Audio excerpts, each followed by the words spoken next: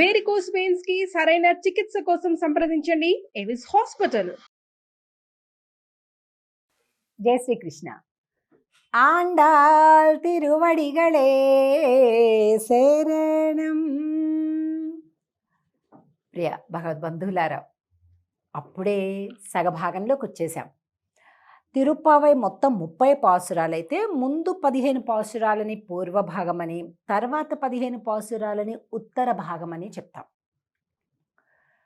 పూర్వ భాగం ఇక ఈ రోజుకి అయిపోతుందన్నమాట. 15వ పాసురం కదా, సరిగ్గా 30లో సగం 15 కాబట్టి. ఈరోజు నిద్ర మేలుకొలపబడేటటువంటి గోపిక చివరి గోపిక. ఇంకా మొత్తం 10 మంది అయిపోయారు అంటే ఇంక మొత్తం వచ్చేసారు అని అర్థం అన్నమాట. 10 అంటే కరెక్ట్గా 1 2 3 4 5 6 10 కాదండి. అంటే ఆ స్వభావాలు కలిగినటువంటి అందరు గోపికలు కూడా కలిసిపోయారు అని అర్థం అన్నమాట. అంటే ఏంటి దీని అర్థం? ఒక్కొక్కరు ఒక్కొక్క స్వభావాలుగా ఉంటారు, అందరినీ కలుపుకుంటూ వెళ్ళాలి అనేది అర్థం. ఈరోజు పాసురంలోని స్పెషల్ ఏంటంటే, ఇప్పటి వరకేమో బయట ఈ గోపికలందరూ కూడా పిలవడం కనిపిస్తుంది. కానీ ఈరోజు పాసురంలో ఏంటి, వీళ్ళు పిలుస్తుంటే లోపల ఆమె రిప్లై ఇవ్వడం, మళ్ళీ తిరిగి సమాధానం చెప్పడం, మళ్ళీ వీళ్ళు ఇంకోటి ప్రశ్న వేయడం, మళ్ళీ ఆమె అంటాం, మళ్ళీ ఇట్లా కొద్దిగా అవుతుందన్నమాట. అది ఈరోజు పాసురం చూద్దాం. ఎల్లే ఇళంకిళియే இன்னம் உறங்குதியோ சில்லென்றழையேன் மின் நங்கை மீர் போதருகின்றேன் வல்லே உன் கட்டுரைகள் பண்டே உன் வாயறிதும் வல்லீர்கள் நீங்களே நானேதானாயிடுகா ஒல்லை நீ போதாய் உனக்கென்ன வேருடையை எல்லாரும் போந்தாரோ போந்தார் போந்தெண்ணிக்கொள் வல்லானை கொன்றானை மாத்தாரை மாத்தழிக்க வல்லானை மாயனை பாடா ఏలోరెంబావాయ్.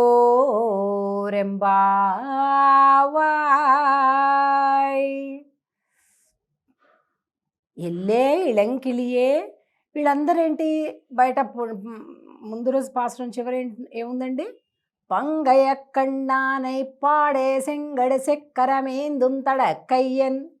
శంఖ చక్రాలు కలిగినటువంటి మా స్వామి హరి అని పుండరీకాక్ష అని పాడుతున్నారు. అలా ఈ కొద్దిగా మెలకు వస్తూ ఉంది కదా ఈ గోపిక కూడా. వీళ్ళందరూ పాడుతుంటే ఆహా స్వామి కీర్తన వినిపిస్తుందని ఈమె కూడా ఆహాహా శంఖ చక్ర ధారి అని అలా ఇవ్వడం అని ఇట్లా హమింగ్ అంటారు కదా, అలా ఈవిడ కూడా పాడుతుంది. మేమంతానేమో స్వామి దూరంగా ఉండి బాధపడుతుంటే నీకు ఆనందంగా కుని రాగాలు ఎలా వస్తున్నాయి అని బయట వాళ్ళందరూ అడుగుతున్నారు. ఎల్లే ఇళంకిళియే, ఓహో లేత చిలుక అంటున్నారు. అందుకు మంచిగా పాటలు పాడుతుంది రాగాలని. ఇన్నం వరంగుదియో, ఇంకా లేవకుండా అలాగే పాట పాడుతున్నావా, ఎంత సంతోషంగా ఉన్నావమ్మా. లోపల స్వామి ఉంటేనే కదా సంతోషం, మనకి స్వామి లేకపోతే సంతోషం ఉండదు కదా. తప్పనిసరిగా నువ్వు రాగం తీస్తున్నావు చిలకలాగా అంటే లోపల స్వామి ఉన్నాడన్నమాట నీ దగ్గర అని అంటున్నారు బయట గోపికలు. సిల్లెన్నజయ్యేన్ మిన్ నంగై మీర్ పోదరుగిన్రేన్. మీరట్లాగా లేత చిలుకా అంటున్నారు అంటే నాకైతే ఇట్లా మీరు అంటుంటే ఒళ్ళంతా జల్లుమంటుంది. లేత చిలుక అంటున్నారు కాబట్టి మీ దగ్గరే స్వామి ఉన్నాడు, నా దగ్గర ఎందుకు ఉంటాడు? నాకైతే అసలు ఆ పదం పలకటానికి కూడా కావటం లేదు, అంత బాధగా ఉన్నా నేను. మీరేమో హాయిగా మంచిగా పాటలు పాడుతున్నారు, కీర్తనలు పాడుతున్నారు, నవ్వుకుంటున్నారు, చిలుకలు అంటున్నారు. ఓహో మీరంతా అట్లా స్వామిని మీ దగ్గర పెట్టుకొని నన్ను అంటున్నారు అని అందనమాట లోపల గోపిక. వల్లే ఉన్ కట్టురైయల్ పోదరుగిన్రేన్. అమ్మా నువ్వు పెట్టుకొని స్వామిని లోపల మమ్మల్ని అంటావా? ఆ? అలా మాట్లాడచ్చా నువ్వు అసలు? నీ మాట తీరు ఎలా ఉందో తెలుసా అన్నారు. వెంటనే కట్టురైగల్ అమ్మా మీరే పెద్ద మాటలు బాగా మాట్లాడటం వచ్చి మీకు నోరు ఊరికే ఉంది కదా అని లోపల. ఇది పోయి పోయి పోయి ఎక్కడికి వెళ్తుందిరా దేవుడా? నువ్వే పెద్ద పరిపూర్ణురాలి కాదు, కాదు నీవే పరిపూర్ణురాలి కాదు, కాదు స్వామి నీ దగ్గరే ఉన్నాడు, కాదు, కాదు నీ దగ్గర ఏమిటిదంతా? తలుపు లోపల ఆ ఇంటి లోపల ఆ గోపిక, బయట వెళ్ళి ఇద్దరూ ఇంచుమించుగా కొట్టేసుకుంటున్నారండోయ్. మీరే పరిపూర్ణులంటే మీరే పూర్ణులండి, మీకే నోరు దురుసు అంటే మీకే నోరు దురుసు, ఇలా ఉందండి. చిచి ఇలా బాలేదు. అసలు మనం ఎందుకు బయలుదేరింది? ఒక్కోసారి తెలియకుండా పక్క వాళ్ళ వల్ల, వాతావరణం వల్ల మనం కూడా చాలా దిగజారిపోతామండి. అందుకే ఎప్పుడు సత్సంగత్యం ఉండాలి, దుర్జన సాంగత్యం ఉండకూడదు. సత్సాంగత్యం ఉండి ఏం చేయాలి? ఎప్పటికీ కూడా మన భావాలు వాళ్ళ చేత ప్రేరేపిత అవుతూ ఉంటాయి. అందుకే ఒక్కొక్కసారి ఏమవుతుందంటే కొద్దిగా అజ్ఞానులు, మూర్ఖులు, సరిగా జీవితం పైన అవగాహన లేని వాళ్ళు, విలువలు లేని వాళ్ళు, అలాంటి వాళ్ళతోటి కనుక మాట్లాడడం కానీ, కొంత ఏదైనా సమయాన్ని కానీ వెచ్చించినట్లయితే తెలియకుండానే మనలో ఉండేటటువంటి ఉన్నత భావాలు తగ్గిపోతూ ఉంటాయి, నశించిపోతూ ఉంటాయి, క్షీణించిపోతూ ఉంటాయి. తెలియకుండా మనం దిగజారిపోతుంటాం.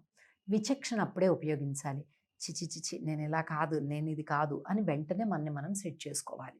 ఎందుకంటే ప్రపంచం ఎప్పుడు అందరూ జ్ఞానులతోటి, అందరూ సత్పురుషులతోటే ఉండదు కదా. కాబట్టి అనుకోకుండా కలిసినా కూడా ఎప్పటికప్పుడు మనల్ని మనం సెట్ చేసుకుంటుండాలన్నమాట. అలాంటి ఆ విచక్షణ ఎప్పటికీ ఉండాల్సిందే మనకి. కాబట్టి ఈ గోపికను మళ్ళీ చా ఎందుక ఇలా మాట్లాడుతున్నాం, మనం భగవత్ సేవ కోసం కదా వచ్చాము అని నాయుడుగా అమ్మ సరే అమ్మ తప్పు నాదే అమ్మ ఏమనుకోకు అని బయట గోపికలు చెప్పేస్తున్నారు. అమ్మా అంటే ఎప్పుడైనా కూడా ఒక్కొక్కసారి తప్పు లేకపోయినప్పటికీ కూడా అక్కడ ఉండేటటువంటి ఆ గొడవని ఆపటానికి, ఆ కోప ఆవేశాలను తగ్గించడానికి నానేదా నాయుడుగా పోన్లేండి తప్పు నాదేలేండి, పోన్లేండి ఈసారి క్షమించేసేయండి అలా అనాలన్నమాట. ఎందుకంటే అక్కడికి గొడవ ఆగిపోతుంది. లేకపోతే ఆ గొడవ పట్టుకొని వాళ్ళు పీకుతుంటే వాళ్ళతో పాటు మనం కొట్లాడి. ఇప్పుడు ఎప్పుడో చిన్నప్పుడు విన్నానండి, ఓ పెద్ద పాడు బురద గుంట ఉందండి, అంత అశుద్ధి మలినం డ్రైనేజీ పెద్ద గుంట ఉందండి. అందులో పెద్ద పంది ఉందండి. పందికి ఇష్టమా లేదా బురదలో అశుద్ధితో ఉండడం? పందికి ఇష్టమా లేదా? పందికి చాలా ఇష్టం. మనకి చూడటానికి ఇష్టం ఉండదు, వాసన అసలే భరించలేము. ఆ పంది ఏం చేస్తుంది? నువ్వు నాతో గొడవకి రా, దా పోట్లాడుదురా అని మనం కవిస్తుంది, ఛాలెంజ్ చేస్తుంటుంది. వెళ్ళాలా? వెళ్ళకపోతే నీకు అసలు ఇదే లేదు, బలమే లేదు, నీకు ధైర్యమే లేదు, నువ్వు ఓడిపోయావని ఒప్పుకో అంటుంది. అప్పుడు ఏం చేయాలండి? అది అట్లా అంటుందా అని అందులో దూకి దాంతో ఫైటింగ్ చేసి గెలుస్తామా? గెలిచినా ఓడినట్టే కదండి. గెలిచినా ఓడినట్టే. అది బురద, అశుద్ధి, డ్రైనేజ్ వాటరు, పంది, దాంతో మనకి ఎందుకండి పోట్లాటం కదా. వద్దు, దూరంగా దుష్టుడికో దండం పెట్టి దూరంగా ఉండాలి. అలాగే ఆ పందితోటి పోట్లాడితే గెలిచినా ఓడినట్టే కదండి. కాబట్టి దూరంగా ఉండాలన్నమాట. వద్దమ్మా నేను ఓటమిని ఒప్పుకుంటున్నాను, నీతో పోటీకి రాను అని దండం పెట్టి దూరంగా వెళ్ళిపోవాలి. ఓటమిని ఒప్పుకోవాలి. ఓటమిని ఒప్పుకొని దానితో ఫైటింగ్ చేయకపోవటమే గెలవడం అండి. అంటే పంది అని ఎందుకు చెప్తున్నానంటే అలాగా అశుద్ధిని ప్రేమించి దుష్టమైనటువంటి ఆలోచనలు చేసేటటువంటి వాళ్ళతోటి ఎంత దూరంగా ఉంటే అంత సుఖంగా ఉంటుంది జీవితం. లేకపోతే తెలియకుండా మన మైండ్ ఆలోచనలు ఆ డైరెక్షన్లో వెళ్ళిపోతూ ఉంటాయి కదండి.